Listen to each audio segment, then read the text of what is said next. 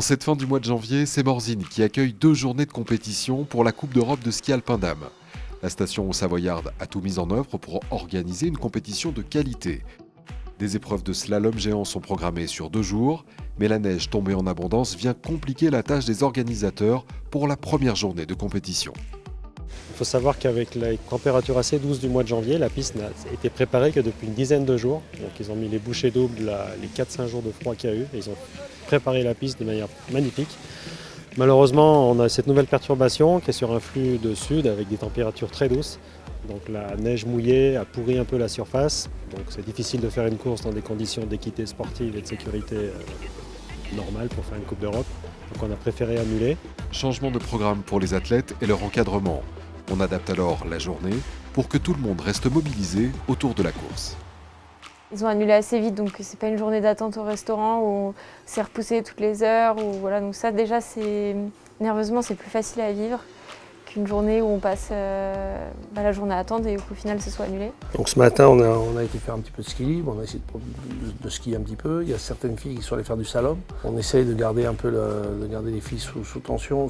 Là, cet après-midi, donc le préparateur physique les prend un petit peu pour faire une séance de sport, un peu de sport co, un peu pour les garder un peu dans le rythme. Voilà, bon, ça fait partie de notre sport, hein, c'est comme ça. En fonction des athlètes, ils le gèrent plus ou moins bien, donc à nous d'essayer d'organiser un petit peu la journée de façon à maintenir une activité, quoi.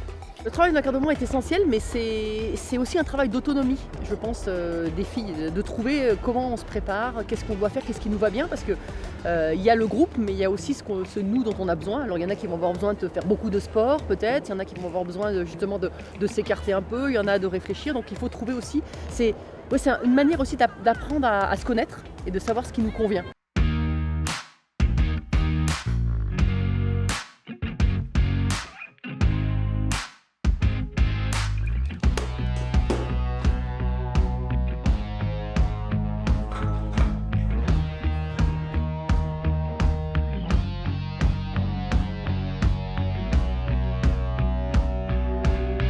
Cette journée est celle aussi des derniers ajustements. Les techniciens essayent d'envisager ce que sera la bonne préparation pour le lendemain. Il faut arriver à, on va dire, optimiser au mieux ce qu'il y a déjà l'affûtage, pas être trop agressif, mais c'est suivant vraiment les conditions, quoi. Après, on essaye de... c'est un peu de la magie. Quand on a plusieurs profils de neige, plusieurs températures, type de neige aussi. Quand on a la vieille neige dessous, après la nouvelle neige qui tombe, c'est pas simple.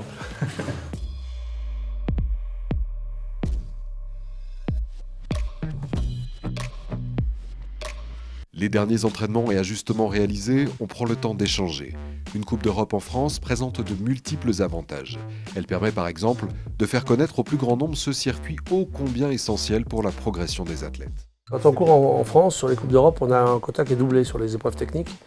Donc nous, notre quota à l'heure actuelle en Coupe d'Europe, il est de 8. Donc aujourd'hui, on peut faire courir, sur les courses en France, on peut en faire courir 16. Donc pour nous, c'est intéressant et ça permet de faire courir des jeunes. C'est vraiment un moyen de se préparer et de se confronter à un très bon niveau international. C'est l'antichambre de la Coupe du Monde et tout le monde y passe. Alors il y en a qui restent plus ou moins vite, il y en a qui vont en Coupe du Monde et qui reviennent. Mais c'est important parce que c'est les standards de la Coupe du Monde. C'est un circuit intermédiaire, mais il est très important et il a une vraie valeur. Quand on gagne une Coupe d'Europe, c'est qu'on est déjà apte à être déjà très fort aussi en Coupe du Monde.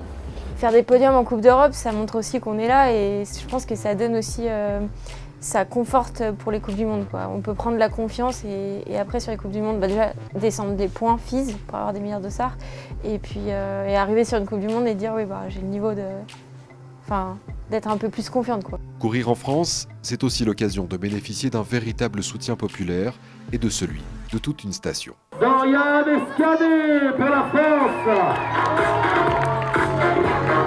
J'aime bien le fait qu'on soit en France parce que tous les gens autour, ils sont vraiment pour la France et puis là ils savent, même les touristes ils savent qu'il y a une course donc ils viennent nous voir et disent allez la France on est avec vous et tout, donc ça c'est cool. C'est toujours bien d'avoir quelqu'un qui est derrière toi, quoi. Que ce soit bien ou pas bien, dans tous les cas ils sont là. Pour une station comme Morzine et comme toutes les stations, faire du ski alpin au cœur d'un village comme ça, c'est un peu la tradition. Et une Coupe d'Europe, c'est déjà une belle épreuve, on met en valeur le ski féminin. Morzine a organisé pendant de très nombreuses années au moins 20 étapes de Coupe du Monde. ici, sur la descente notamment sur Avoria. Et on a arrêté pendant de nombreuses années. La volonté, c'est de refaire parler de nous avec des organisations comme la Coupe d'Europe. Et puis, bon, quand il y en aura une opportunité, on espère qu'il y en aura une, on la saisira pour monter en Coupe du Monde. Les équipes sont restées mobilisées toute la nuit pour permettre à la compétition d'avoir lieu. Au petit matin, le soleil est au rendez-vous. Les organisateurs n'ont eu de cesse de travailler pour que le tracé permette aux filles de s'exprimer. La reco débute. Mais malheureusement, le couperet tombe. Nouvelle annulation. Une partie de la piste ne remplit pas les conditions d'équité sportive et de sécurité pour les dames. Terrible déception pour toutes les équipes qui ont travaillé sans relâche à l'organisation de cette étape de Coupe d'Europe en France. Bon, une réaction déçue, quoi, forcément, parce que je pense que ce matin, on pouvait faire une course. Et voilà, donc la décision des entraîneurs, toutes les nations, a été de ne pas la faire parce que c'était un peu dangereux. À mon avis, c'est pas comme ça qu'on va vers le haut niveau. Donc moi, je suis un peu déçu. Ouais. Un peu déçu, un peu énervé. Même. Voilà. Difficile à comprendre, c'est vrai que c'est une grosse déception pour nous. Elle nous a pas manqué grand-chose, je pense que voilà, on a joué de malchance avec la météo, puis après la sécurité des coureurs a fait que les coachs n'ont pas voulu prendre le risque. C'est vrai que tout le monde avait à cœur, hein, c'était un retour de la Coupe d'Europe à Morzine, c'était important. Là, 2 annulations, c'est un peu dur à digérer, donc on va voir et on va se poser tranquillement. Voilà. Les Français profitent de la préparation de la piste pour faire un entraînement.